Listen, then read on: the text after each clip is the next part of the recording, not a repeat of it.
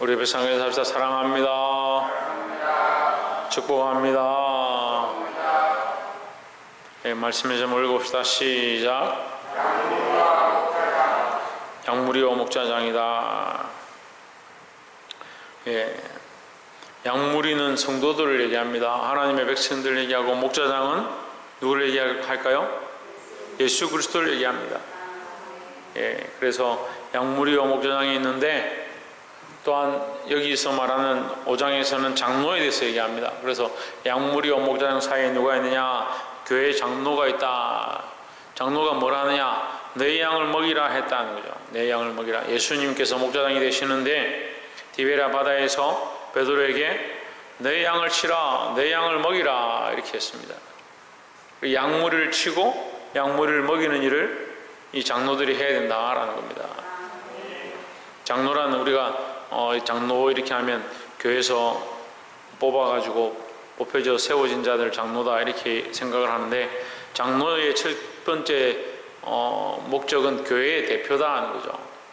그래서 대한예수의 장로회 이렇게 하면 이 장로가 대표인 줄 아는데, 장로가 대표가 아니고 하나님 앞에 세워진 자가 대표다. 이 장로는 세워진 자를 얘기하는 겁니다. 그래서 이 본문의 말씀의 장로는 말씀을 가르치는 자, 다시 말해서 주의 종들을 얘기하는 것이고, 특별히 목사로서 이 말씀을 가르치는 자들을 말하는 것입니다. 그래서 성경에 이 신약에서 말하는 장로는 크게 두 가지죠. 치리하는 장로와 가르치는 장로 이렇게 나눠집니다. 그래서 백성들 중에, 이 성도들 중에서 뽑아서 대표로 삼은 장로가 있고, 하나님의 말씀을 통해서 공부하고 기름 부어서 세워진 종이 있습니다. 그러니까 장로를 이렇게 두 개 나누죠. 그래서 한 사람은 치리하는 장로, 한 사람은 가르치는 장로. 가르치는 장로는 이 성경에 뭐라고 하냐? 목사라 기록되어 있습니다. 그래서 목사는 교회의 대표이기도 하고 양무리를 친다. 그래서 양무리는 성도고, 성도를 가르치는데 주의 종들이 셈을 받는다라는 겁니다. 그 목자가 이제 양무리를 치는 건데, 목자 중에 장이 있다. 장이 누구냐? 예수 그리스도입니다. 그럼 이 목자가 예수 그리스도를 따라가지 않으면, 그러면 목자장 대신 예수 그리스도를 따라가지 않는다면 그는 바른 양무리를 바르게 가르치고 양육하는 것이 아니다라는 거죠. 그래서 우리의 목적은 예수 그리스도의 이름을 드러내는 것이 되어야 하고, 장로나 목사나 자기 이름을 드러내는 것이 아니고 하나님을 기쁘시게 하고 그리스도의 이름을 드러내야 된다라는 겁니다. 5장 1절에 너희 중 장로들에게 고난오니 했습니다. 여기 말하는 장로는 뭐다? 교회의 대표자들이다 했습니다. 그래서 일반 교회의 대표는 뭐냐? 당회입니다. 당회. 이건 헌법적으로 그렇게 만들어 놓은 거고, 성경의 원리적으로 설명을 하자면 그렇습니다. 당회는 장로와 목사로 구성된다 이렇게 하는데, 그 장로와 목사가 뭐냐? 교회의 대표들이다. 너희 중 장로들에게 권하노니, 너희 중 교회의 대표들에게 권하노니, 나는 함께 장로된 자요. 누가? 나는 누굽니까? 베드로죠. 베드로는 사도이면서 교회의 장로이다, 교회의 대표이다 이 말이죠. 그러니까 사도가 교회의 장로가 되고 목사도 교회의 장로가 되는 겁니다.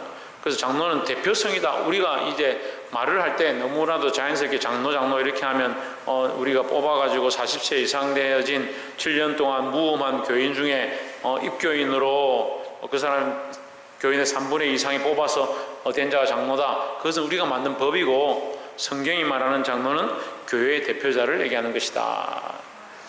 나는 함께 장로된 자요. 그래서 사도 베드로도 교회의 머리로서 교회의 장로다 하는 거죠. 그리스도의 고난의 증인이요 했습니다. 뭐의 증인이다? 내가 그리스도의 고난을 본 자다. 내가 그리스도의 고난을 본 자고, 또한 나타날 영광에 참여할 자니라 했습니다. 그리스도의 고난의 증인이요. 내가 그리스도의 고난을 보았고, 또한 이 증인은 뭡니까? 경험했고 이렇게 연결됩니다.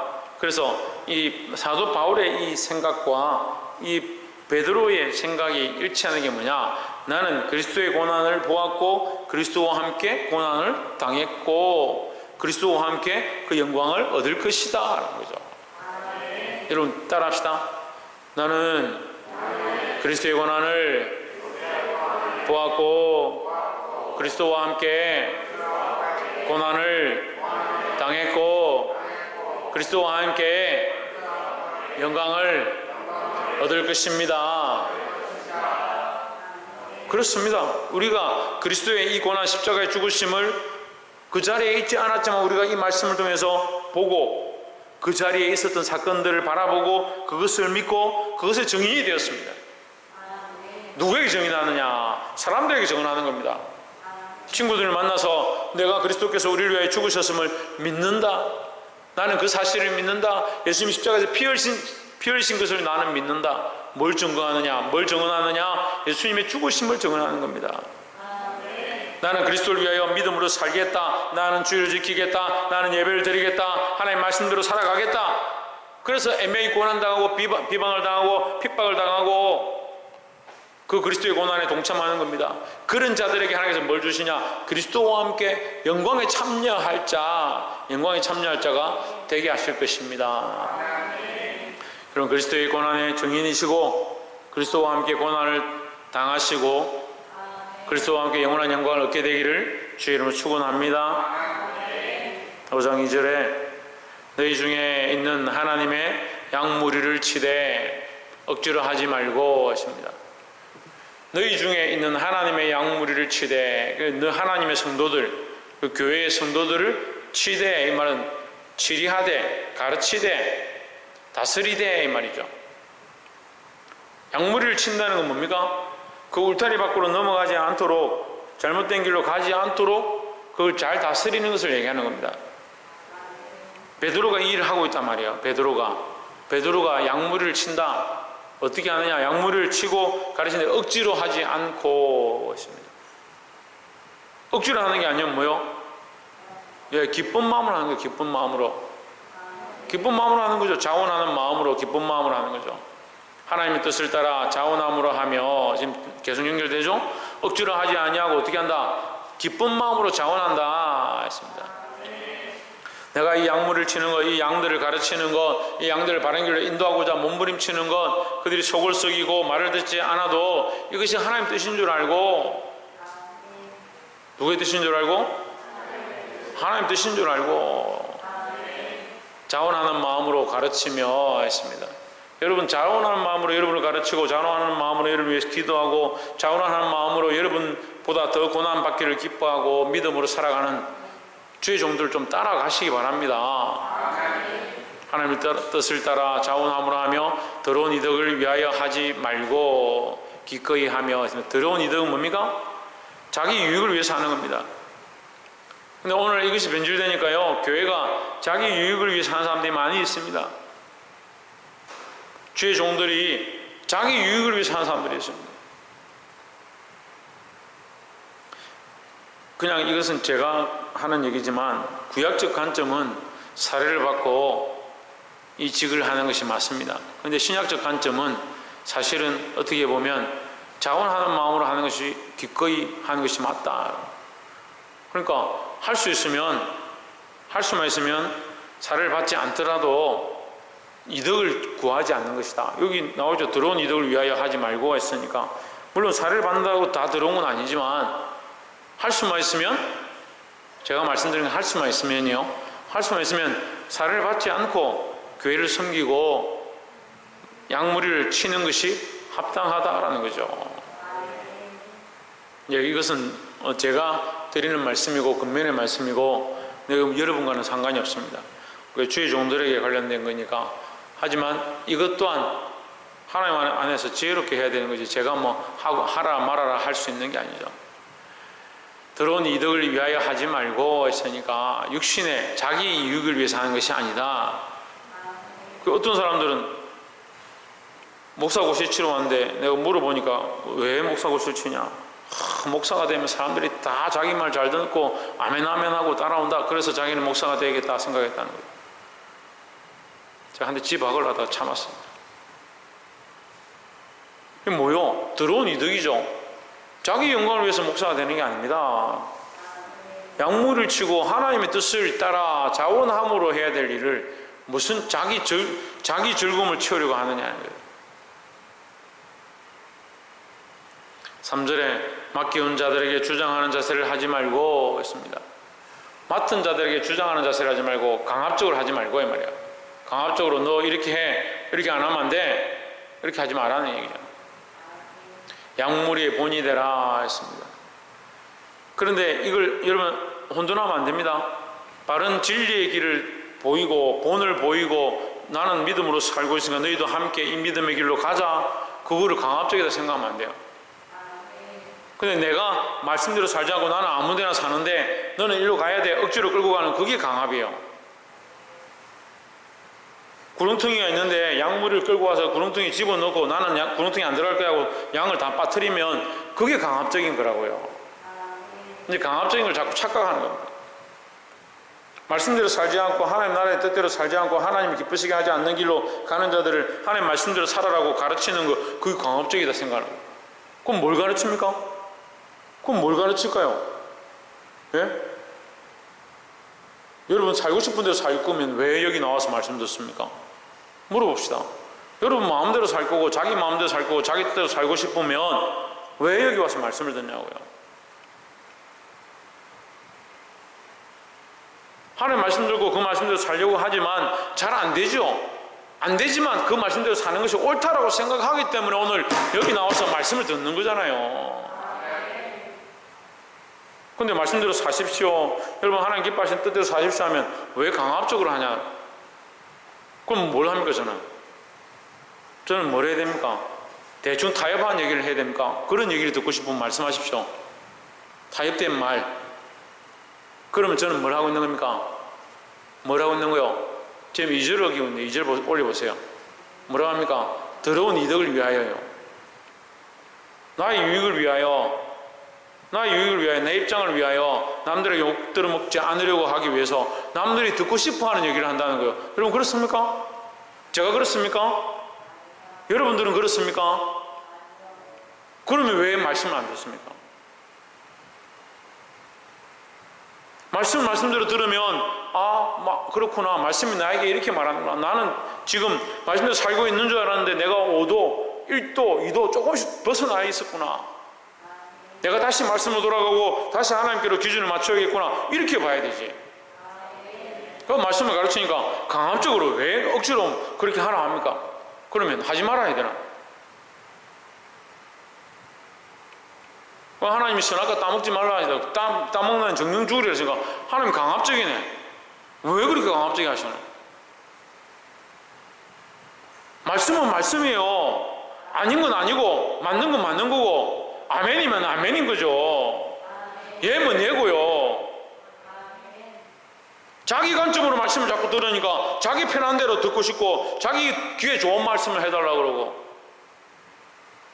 자기가 범죄해서 잘못된 길을 가고 있으면서 자기가 잘못된 길을 가고 있으니까 그렇게 살면 안 됩니다, 말씀에 이렇게 살아라고 합니다, 그걸 가르치면 강압적이다. 왜 억지로 가게 하느냐? 억지로 가게 하시면 아무도 없습니다. 자기가 선택하는데 억지로 어떻게 가게 합니까? 보게 되기를 소망합니다. 그러니까 그게 결국 누구를 사랑하는 거냐? 자기를 사랑하는 거예요. 자기를 사랑하고 자기를 위해서 사니까 자기를 위해 주장하는 거죠. 그 저보고 억지로 하지 말라고 하는 게 아니라 여러분들이 억지로 가고 있는 거예요. 이것을 깨닫는 지혜가 있기를 소망합니다.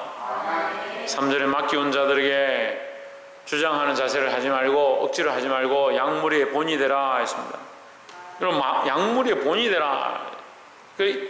가르칠 때 너는 뭐가 되냐? 먼저 본이 되어야 한다. 그럼 본이 안 되는 가르침은요 헛된 거예요. 헛된 거. 주일학교 선생님들 아이들 가르치는 거 보니까 정말 믿음이 뛰어나요. 말씀 가르칠 때 보면 다윗과 같고요, 말씀을 가르칠 때 보면 삼성 같고요, 말씀을 가르칠 때 보면 드보라 같아요, 한나 같아요.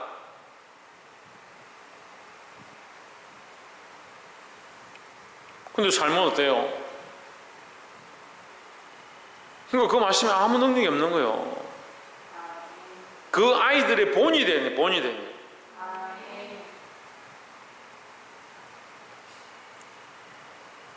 4절에 그리하면 목자장이 나타나실 때에 시들지 아니하는 영광의 관을 얻으리라. 어떻게 하면 본이 되면, 참 여러분도 말씀을 이렇게 잘 까먹는 거 보면 대단한 실력들이에요. 어떻게 하면 본이 되면 무슨 본이 되면 말씀의 본이 되면, 내가 말씀대로 살아서 이 약물에게 본이 되면, 목자장이 나타나실 때, 목자장이 누구라 했습니까? 예수 그리스도께서 나타나실 때 시들지 않는다는 것은 변하지 않는다, 영원하다, 영원한 영광의 관을 얻으리라 했습니다. 내게 맡겨진 양들을 가르치고 인도하되 어떻게 해야 되냐? 먼저 모범이 되고, 뭘 구하지 말고? 불의한 일을 구하지 말고. 말씀을 똑바로 가르치고 고난에 참여하고, 그러면 모른다, 영원한 면류관을 얻으리라 했습니다. 그럼 하나님의 목적은 영원한 면류관을 얻게 하는 것일까요? 망하게 하는 것일까요? 왜 영원한 면류관을 얻게 하려고 하시는 겁니다. 그러니까 가르치고 여러분에게 밝히 보여주고 있죠. 자, 뭘 얻게 한다고?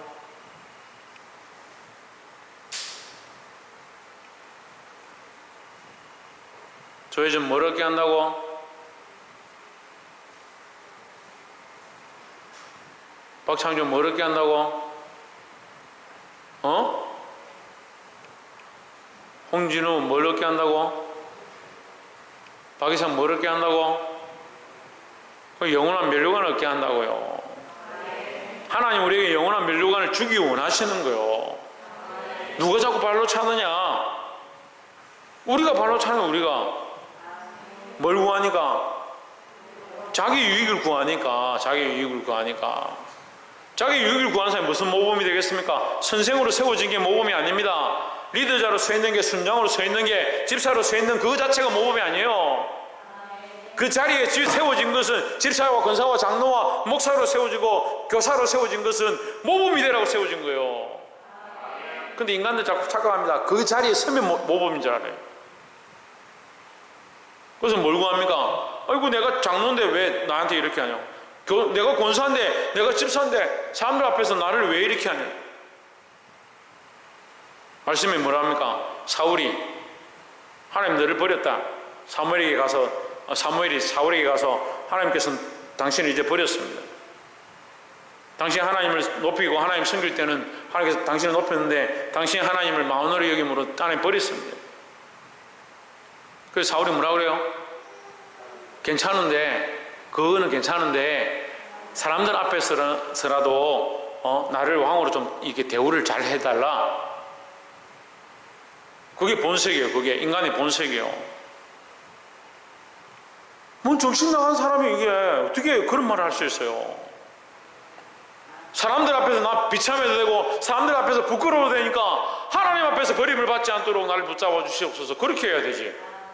이거는 무슨, 하나님 당신을 버렸다니까, 그래 괜찮으니까 이 사람들과 장로들 앞에서 내가 부끄럽지 않도록 왕의 체면을 잘 지켜달라.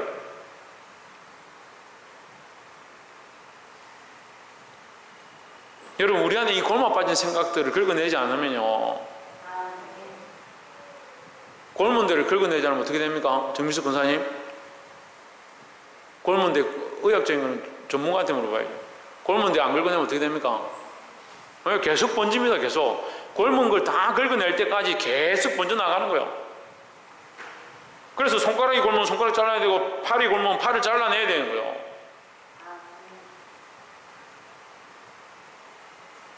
내가 그리스도 안에서 이 생각들, 나의 유익을 위한 생각들, 나의 생각을 주장하고자 하는 생각들, 그걸 끌어내지 않으면요, 이 생각들이 너무 뿌리 깊이 박혀가지고 우리를 전부 다 올가매어서 죽음의 길로 이끌고 가는데도 보지 못하는 거예요. 내가 죽어가고 있는 건지, 내가 어떻게 살아가고 있는지, 그걸 못 보는 겁니다. 그래서 영광의 면류관을 바라보는 게 아니고 뭘 바라보느냐? 이 땅의 유익을 바라보고 있다. 그렇게 살면서 잘 살고 있다 착각하는 거죠. 사랑하는 성도 여러분, 보게 되기를 소망합니다. 5절에 젊은 자들아, 이와 같이 장로들에게 순분종하고 교회 질서를 말하는 거죠. 세워진 자에게 순종해라. 특별히 말씀을 가르치는 목자들에게 순종하라는 겁니다. 여러분, 제발 좀 순종하십시오. 목자들에게 순종하십시오. 세워진 자에게 순종하십시오. 그게 제 유익을 위해서 할 것 같으면 여러분 순종할 필요가 없죠. 하지만 말씀 앞에 순종해야 되는 거예요. 다 서로 겸손으로 허리를 동이라 했습니다. 서로 겸손이니까 양무리도 겸손해야 되고 목자들도 장로들도 겸손해야 돼요. 겸손해야 돼요. 가르치는 자들도 겸손하지 않으면 이게 문제가 되는 거예요. 그러니까 변질이 왜 되냐? 교만해서 변질되는 거예요. 교만해서. 절대 하나님 앞에서는 겸손해야 된다. 옆에서 한번 봅시다. 하나님 앞에서 절대 겸손합시다. 하나님보다 높아지니까 교만하는 거예요. 자기를 사랑하니까 교만해지는 거예요. 자기 유익을 구하니까 교만해지는 겁니다. 그게 듣지 않는 거죠. 하나님은 교만한 자를 대적하시되 겸손한 자들에게 은혜를 주시느니라 했습니다. 은혜를 입는 자들이 되기를 소망합니다. 어떻게 하면? 겸손하면. 하나님 앞에 겸손해야 된다. 6절에 그러므로 하나님이 능하신 손 아래서 겸손하라. 때가 되면 너희를 높이시리라 했습니다. 하나님 안에서 겸손하면요, 누가 높이느냐? 하나님 높이는 겁니다. 다시 말하면 능하신 자는 누구냐? 하나님밖에 없어요. 내가 재주가 뛰어나고 말 잘하고 내가 머리가 좋아도 그 한계 속에 있는 거예요. 그 한계 아래에 있는 거예요. 우리 시대에 뛰어나봤자 머리가 똑똑해봤자 아인슈타인만큼 하겠습니까? 우리가 운동을 잘해봤자 볼트만큼 하겠어요? 우리가 다 한계가 있는 거예요. 한계가. 그 손 아래에 있음을 알고 겸손하라는, 겸손하라. 하나님께서 우리를 반드시 높이실 것이다. 하나님 앞에 겸손한 자는 하나님 높이시는 줄 믿습니다. 그럼 우리가 겸손하면 어떻게 됩니까? 우리가 겸손하면 어떻게 돼요?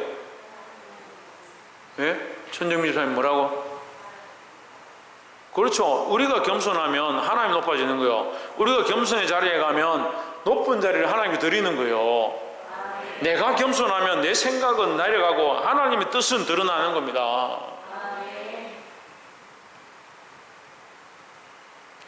겸손해지고 하나님 높일 수 있는 자들이 되길 소망합니다.